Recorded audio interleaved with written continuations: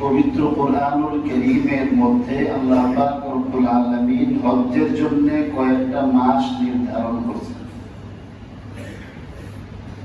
এই মাসগুলিকে হজ্জের মাস বলা হয়, আরবিতে এগুলিকে আশহুরুল হজ বলা হয়। পবিত্র কোরআনুল কারীমের সূরা বাকারা বা দ্বিতীয় সূরাটির মধ্যে আল্লাহ তাআলা এই সম্পর্কে আলোচনা করেছেন। কোরআন শরীফের মধ্যে আল্লাহ পাক রব্বুল আলামিন মৌলিক বিধান আলোচনা করছেন, এর বিস্তারিত আলোচনা করেন নাই।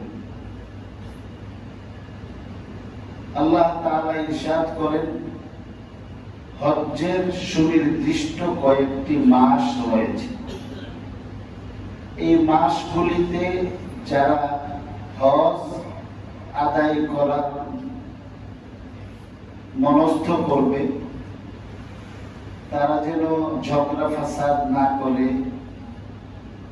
গালিগালাজ না করে এবং যৌন উদ্দীপক কর্মকাণ্ড থেকে তারা যেন বিরত থাকে।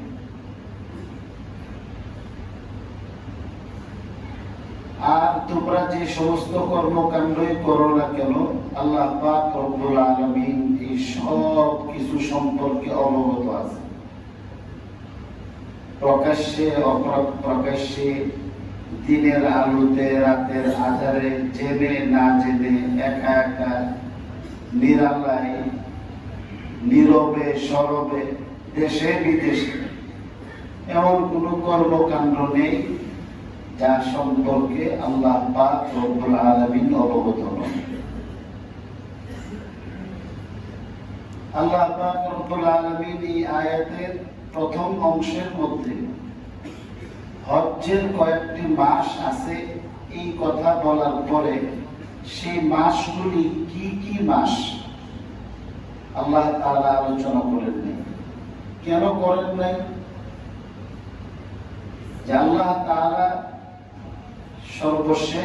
সর্বশ্রেষ্ঠ নবী, আমার নবী, আপনার নবী, সমস্ত নবী রাসূলদের নবী, আকায়ে নামদার, তাজদারে মদিনা মুহাম্মদ মুস্তাফা সাল্লাল্লাহু আলাইহি ওয়াসাল্লামকে কোরআনুল কারীমের বাস্তব নমুনা হিসেবে পৃথিবীতে প্রেরণ করেছিলেন। কোরআনুল কারীম ছিল একটি প্রতিপাদ্যের মতো, মাদ্রাসার ছেলেরা যেটাকে মতন বলে। কোরআনুল কারীম একটি প্রতিপাদ্য, আর সেই প্রতিপাদ্যের ব্যাখ্যা ছিল সরকারে দো আলম সাল্লাল্লাহু আলাইহি ওয়াসাল্লাম। হযরত আয়েশা সিদ্দিকা রাদিয়াল্লাহু তাআলা আনহাকে আল্লাহর রাসূলের চরিত্র সম্পর্কে জিজ্ঞাসা করা হয়েছিল। কত শুনছেন আপনারা যে আল্লাহর রাসূলের চরিত্র কি?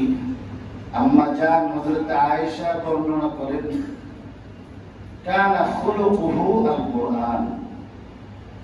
গোটা কোরআনুল কারীম ছিল রাসূল করিম সাল্লাল্লাহু আলাইহি ওয়াসাল্লামের জীবন, তার চরিত্র। অন্যভাবে বলতে পারেন,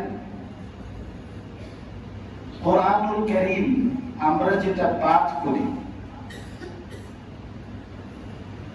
এই কোরআনুল কারীম তো কাগজে লেখা, লৌহে মাহফুজ থেকে আগত আল্লাহর বাণী। আর রাসূল করিম সাল্লাল্লাহু আলাইহি ওয়াসাল্লাম ছিলেন এই কাগজের কোরআনের মতো না, তিনি ছিলেন জীবন্ত কোরআন। তিনি যা বলতেন, তিনি যা করতেন, কোরআনের বাহিরে কিছু। আল্লাহ পাক রব্বুল আলামিন কোরআনুল কারীমের মধ্যে সম্পর্কে বলছেন, মা ইয়ানতিকু আনিল হাওয়া, মা ইয়ানতিকু আনিল হাওয়া ইন হুয়া ইল্লা ওয়াহয়ুন ইউহা। তিনি মন চাহি নিজের ইচ্ছায় কোনো কথাবার্তা বর্ণনা করেন না, যতক্ষণ না আল্লাহ পাক রব্বুল আলামিন ওহীর মাধ্যমে মন্তব্য তাকে শিখিয়ে না দেন। মোহাম্মদ হরগিজ না গোয়দ তান গোয়দ জিবরাইল, মোহাম্মদ হরগিজ না গোয়দ তান গোয়দ জিবরাইল, জিবরাইল হরগিজ না গোয়দ, জিবরাইল হরগিজ না গোয়দ তান গোয়দ রব জলিল। যতক্ষণ পর্যন্ত হযরত জিবরিল ওহী না নিয়ে আসেন, আল্লাহর রাসূল মুখ দিয়ে কিছু বলেন না। জিবরাইল ততক্ষণ পর্যন্ত কিছু বলতে পারে না যতক্ষণ পর্যন্ত রব্বুল আলামিন তাকে কিছু না বলে দেন। যেহেতু গোটা কোরআন শরীফের বাস্তব নমুনা ছিলেন রাসূল করিম সাল্লাল্লাহু আলাইহি ওয়াসাল্লাম, যেহেতু তিনি কোরআনুল কারীমের ব্যাখ্যা ছিলেন, নিজ থেকে কিছুই বলতেন না, এই জন্য আল্লাহ পাক রব্বুল আলামিন এই আয়াতের মধ্যে হজ্জের মাসগুলি মৌলিকভাবে উল্লেখ করেছেন, তার বিস্তারিত ব্যাখ্যা দেন না। এই ব্যাখ্যা নবীর কাছ থেকে আসবে। এই জন্য আল্লাহ অন্য আয়াতের মধ্যে বলছেন আতিউল্লাহ ওয়া আতিউর রাসূল, আল্লাহর অনুসরণ করো, আল্লাহর আনুগত্য প্রদর্শন করো, নবীর আনুগত্য প্রদর্শন করো। অন্য আয়াতের মধ্যে আল্লাহ পাক রব্বুল আলামিন ইরশাদ করেছেন মাইয়ুতির রাসূল ফাকাদ আতা আল্লাহ ওয়া মান তাওয়াল্লা ফামা আরসালনাকা আলাইহিম হাফিজা। যে ব্যক্তি আল্লাহর রাসূলের আনুগত্য করলো, সেজন্য পরোক্ষভাবে আল্লাহ পাক রব্বুল আলামিন আনুগত্য